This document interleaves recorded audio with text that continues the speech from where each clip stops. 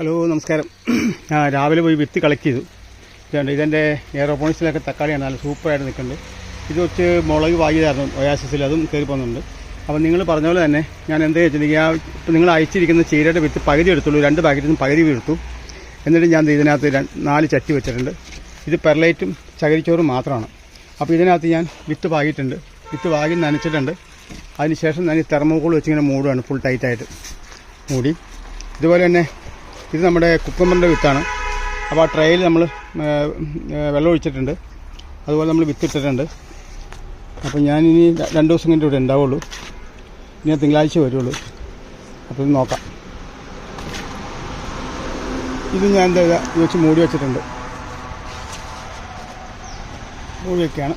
ഇനി എന്തായാലും ബാക്കിയുള്ള വിശേഷം തിങ്കളാഴ്ച ചെല്ലുമ്പോൾ ഞാൻ പറയാം.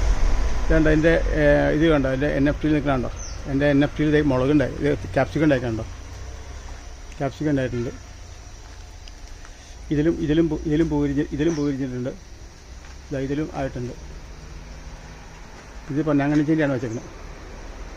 കുറച്ച് ഡിഫോൾട്ട് ഉണ്ട് ഇതിൻ്റെ സ്ലോപ്പൊക്കെ ശരിയാക്കാൻ, പക്ഷേ സമയമില്ലാത്ത കാരണം ഒന്നും ചെയ്യണില്ല. അപ്പോൾ അതുകൊണ്ട് ഇത് പിന്നെ ചെയ്യാമെന്ന് വിചാരിക്കണം. എന്തായാലും അതുപോലെ എൻ്റെ പാവയ്ക്കുണ്ടൊക്കെ കണ്ടോ, എന്തൊരു 22 പാവലുണ്ട്. ഇതാണ് നമ്മുടെ ഡച്ച് ബക്കറ്റാണ്. ഡച്ച് ബക്കറ്റിലെ പാവയ്ക്കൊക്കെ ഉണ്ട്. ഇത് പാവയ്ക്കാൻ നോക്കി ഞാൻ എണ്ണിയിട്ട് വേണ്ടി 20 എടുത്തുണ്ട്. ഇവിടെയൊക്കെ നിറച്ചിട്ടുണ്ടായിരുന്നത്. ഇവിടെ എല്ലാം കുഞ്ഞു വിരിയണുണ്ടോ, നിറയുണ്ടോ, ഇവിടെ എല്ലാം വിരിയണുണ്ടോ.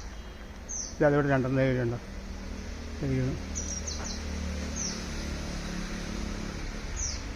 ഓക്കേ.